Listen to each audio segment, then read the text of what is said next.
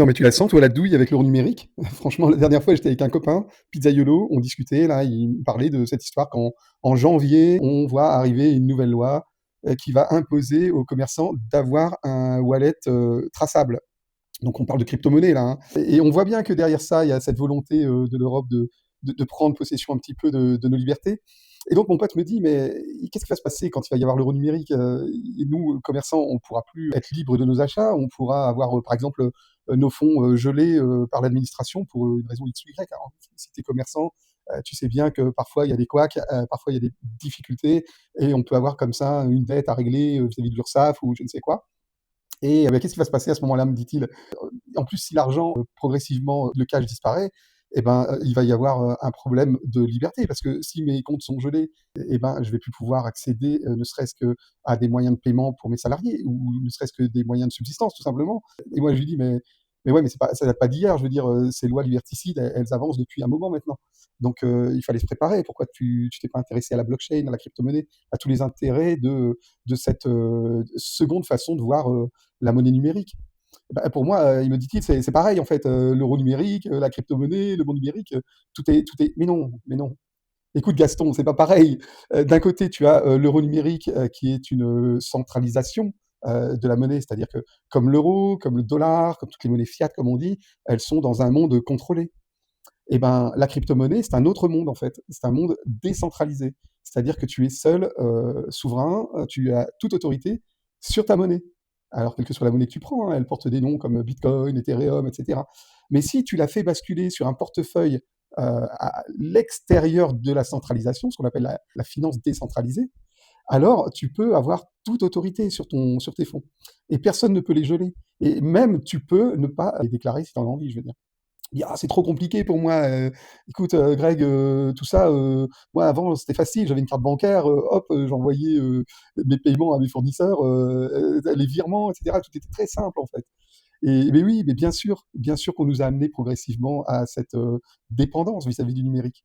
Mais ce qui est beau, tu vois, là-dedans et si ça t'intéresse, on pourra refaire une vidéo là-dessus, plus précisément, mais ce qui est beau là-dedans, c'est que tu as une bande de gamins dans les années 2000 qui se sont amusés avec des jeux vidéo et comme ils étaient talentueux, ils ont crypté des choses et comme ils étaient hyper talentueux, ils ont créé une monnaie pour jouer à leurs jeux vidéo et cette monnaie cryptée, elle a pris assez de force pour devenir une vraie alternative aux monnaies d'aujourd'hui, ce qu'on appelle la crypto-monnaie. Pour faire simple, évidemment, hein. Ouais, c'est trop compliqué, Greg, ça va pas du tout. Comment je vais faire? Janvier, c'est demain, et cetera. Écoute, c'est pas dur. Cette année, il y a eu une révolution dans le monde de la crypto. Ça s'appelle la déobank. C'est-à-dire que tous les services bancaires qui semblent faciles aujourd'hui, eh ben, elles sont possibles grâce à une banque qui officie sur la blockchain, avec une passerelle vers le monde normal. Écoute, moi, ça fait des années que mes clients peuvent acheter des fours à pizza en crypto-monnaie. Et les gens me disaient: «Mais comment tu fais? Comment tu fais?» Mais c'était un peu alambiqué. Il fallait avoir un wallet, comme on dit, avoir, la possibilité de transférer des fonds en crypto vers mon wallet en crypto. Mais aujourd'hui, depuis un an, il y a cette Déobank, c'est la seule, hein, qui existe, qui permet, à tes clients, de payer en euros et toi de recevoir de la crypto. Et avec cette crypto, bah, tu fais ce que tu veux, en fait. Il n'y a pas de loi, comment elle s'appelle cette loi, la DAC 8 et ils trouvent les noms aussi.